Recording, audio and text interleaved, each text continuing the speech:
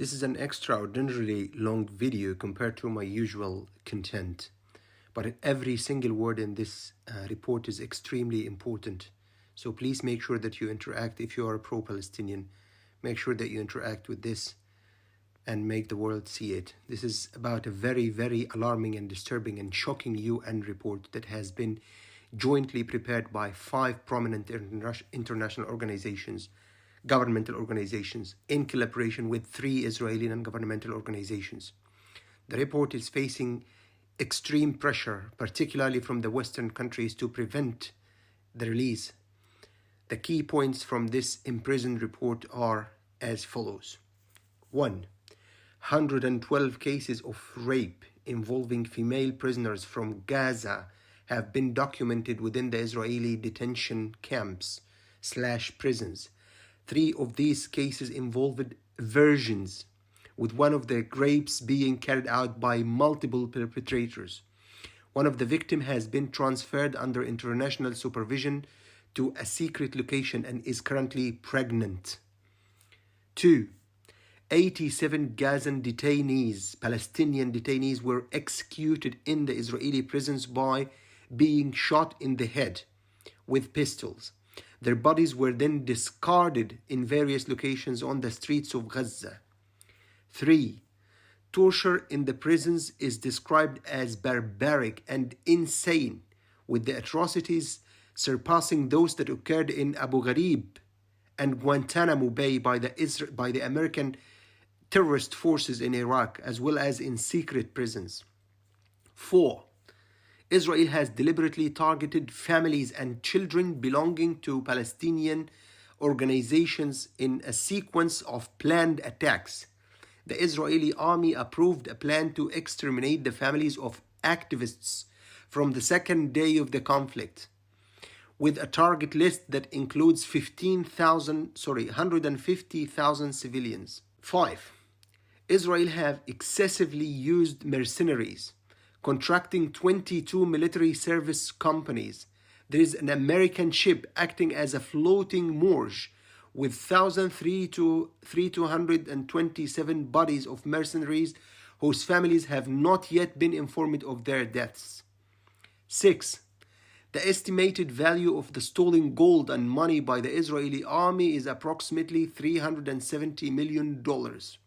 7. 70% of the bombs dropped on Gaza were treated with depleted uranium, leading to highly contaminated soil with uranium elements containing 60% of natural uranium radiation. This includes 3 isotopes: uranium-234, uranium-235, and uranium-238. Depleted uranium used in Gaza emits radiation similar to that of natural uranium, but in smaller amounts, with about 40% of the radiation emitted by natural uranium.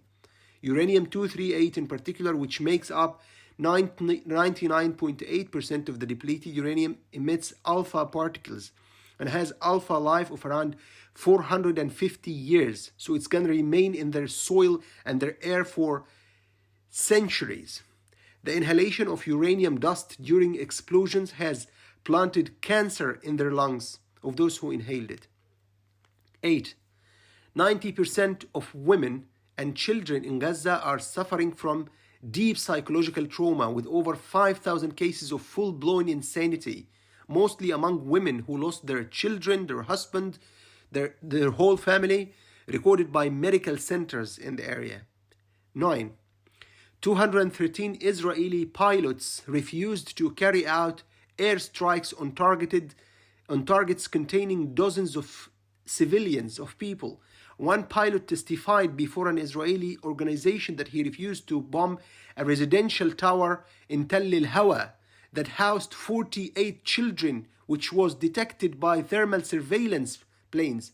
However, another pilot executed the bombing 17 minutes later, killing everyone in the building, resulting in the death of 128 civilians at 1 second. 10. The purpose of establishing a temporary port is to facilitate the mass transportation of Palestinians and their easier migration to Europe. 3 European countries are already involved in a plan agreed upon to empty the Gaza Strip of its residents. 11. The Zionist War Council approved using starvation as a weapon in late November. 12.